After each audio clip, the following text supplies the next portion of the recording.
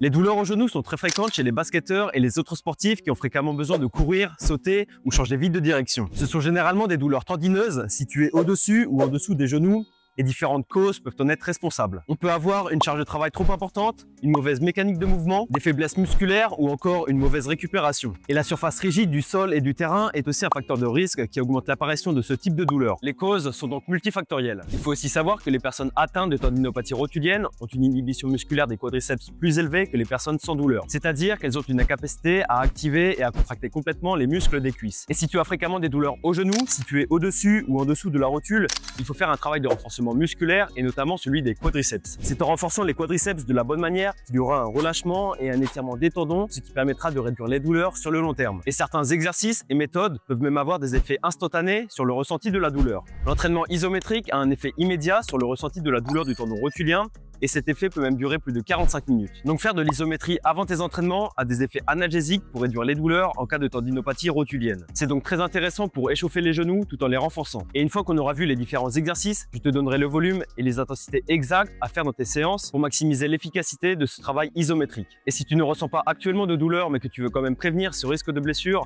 c'est également pour toi. Je vais maintenant te montrer 4 exercices pour renforcer tes genoux avec très peu de matériel qui cible les quadriceps de différentes manières. Le premier exercice, c'est la chaise. Ici, on commence avec un exercice en bilatéral pour réduire l'intensité mise sur les cuisses et les genoux et on a juste besoin d'un mur. Pour la chaise, en isométrie, on place le bassin et le dos contre le mur avec les pieds orientés vers l'avant et écartés à la largeur des hanches. Ensuite, descend jusqu'à ce que les genoux forment un angle de 90 degrés avec les bras croisés sur la poitrine. Dans la position basse, les talons doivent être placés juste en dessous des genoux afin d'avoir le bon niveau de tension sur les tendons et les quadriceps. Maintiens ensuite cette position en étant relâché et il faut faire attention à ne pas modifier l'angle articulaire malgré la fatigue. Il faut aussi essayer d'avoir une bonne répartition du poids au niveau des pieds. 75% du poids sous les talons et 25% sous l'avant-pied. Pendant l'exercice, il faut respirer lentement et de manière continue et bien se concentrer sur la respiration à mesure que la difficulté augmente. Et si le maintien de la position est vraiment facile sur la durée choisie, tu peux aussi ajouter de la charge. Pour le deuxième exercice, on a les fentes en isométrie. Ici, on augmente l'intensité en passant quasiment à un exercice en unilatéral. Et je dis quasiment en unilatéral car le poids est réparti sur la jambe avant et aussi sur la jambe arrière. Pour ces fentes isométriques, on place un pied devant l'autre en trouvant une bonne stabilité. Le pied arrière doit être suffisamment reculé pour permettre au genou arrière d'être légèrement fléchi et très proche du sol. Ce positionnement permet aussi de garder le genou avant légèrement devant la cheville. La cuisse avant est donc parallèle au sol avec le genou fléchi sous les 90 degrés. Maintiens ensuite cette position en étant relâché et il faut faire attention à ne pas modifier l'angle articulaire malgré la fatigue. Il faut garder le buste droit et les épaules alignées au-dessus des hanches avec le regard porté vers l'avant. Les mains sont placées aux hanches ou croisées sur la poitrine pour éviter de s'en servir et la majorité du poids doit être situé sous le talon du pied avant. Pendant l'exercice, il faut respirer lentement et de manière continue et bien se concentrer sur la respiration à mesure que la difficulté augmente. Et avant de passer aux deux derniers exercices, si tu veux également reprendre tes entraînements en détente et en pliométrie, sans que cela ne te provoque de douleur au genou, j'ai créé une séance spécifique et détaillée pour ça. Elle contient le bon équilibre entre renforcement musculaire et détente avec les bonnes intensités en pliométrie pour que tu puisses reprendre en toute sécurité. Donc profites-en, c'est totalement gratuit et tu as juste à cliquer sur le premier lien sous cette vidéo pour accéder à la séance. Les deux premiers exercices ciblent la flexion des genoux,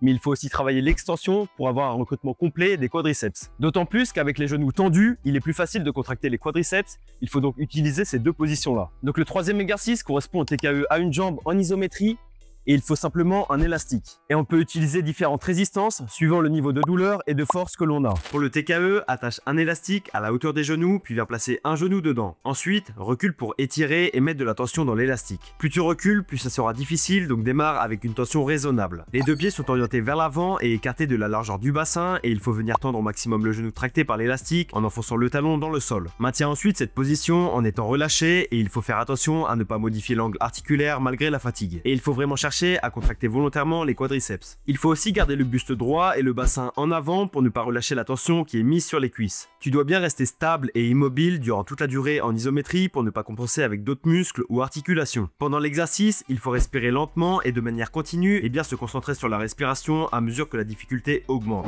Et le dernier exercice correspond au hip isolift avec les pointes de pied sur le rouleau. Il cible les muscles antagonistes aux quadriceps, les ischio-jambiers avec également les mollets. Ce travail complémentaire de la chaîne postérieure permet d'avoir avoir un bon équilibre et aussi une contraction simultanée des différents muscles pour stabiliser l'articulation du genou. C'est donc un exercice aussi important que les 3 autres. Pour cet exercice de hip isolift, on s'allonge sur le dos et on vient placer uniquement les pointes de pied sur un rouleau. On décolle le bassin en ayant les genoux fléchis entre 90 et 100 degrés dans la position haute. Les mains sont sur la poitrine et il ne doit y avoir que le haut du dos, les épaules et la tête en contact avec le sol. On maintient cette position en cherchant à décoller le plus haut possible du sol le bassin et les talons en appuyant fort dans le rouleau avec les pointes de pied. On décolle le bassin pour contracter les fessiers et les ischio-jambiers et on décolle les talons pour activer le plus possible les mollets. Il faut aussi garder une bonne contraction des abdos pour maintenir la colonne droite et stable. Et on garde cette position sans laisser le bassin et les talons descendre. Pendant l'exercice, il faut respirer lentement et de manière continue et bien se concentrer sur la respiration à mesure que la difficulté augmente. Si l'exercice est trop difficile et que tu n'arrives pas à maintenir cette position, rapproche tes pieds vers tes fesses. Et si c'est trop simple et que tu arrives à maintenir facilement cette position, éloigne légèrement tes pieds de tes fesses pour avoir les jambes quasiment tendues.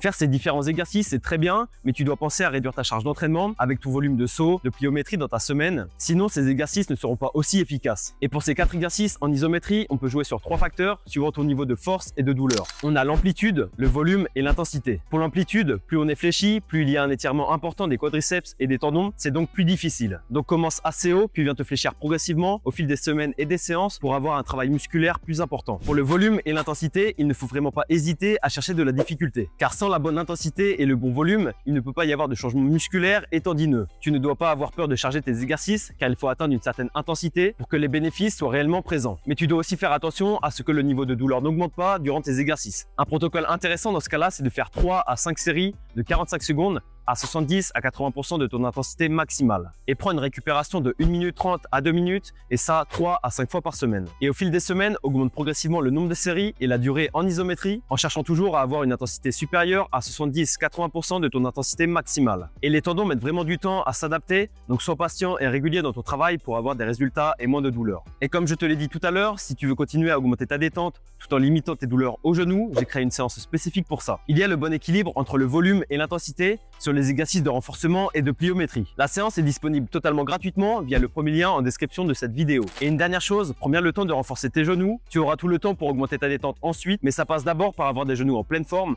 pour ensuite pouvoir mettre une intensité maximale sur la pliométrie et les sauts. Alors ne grille pas les étapes et vas-y progressivement.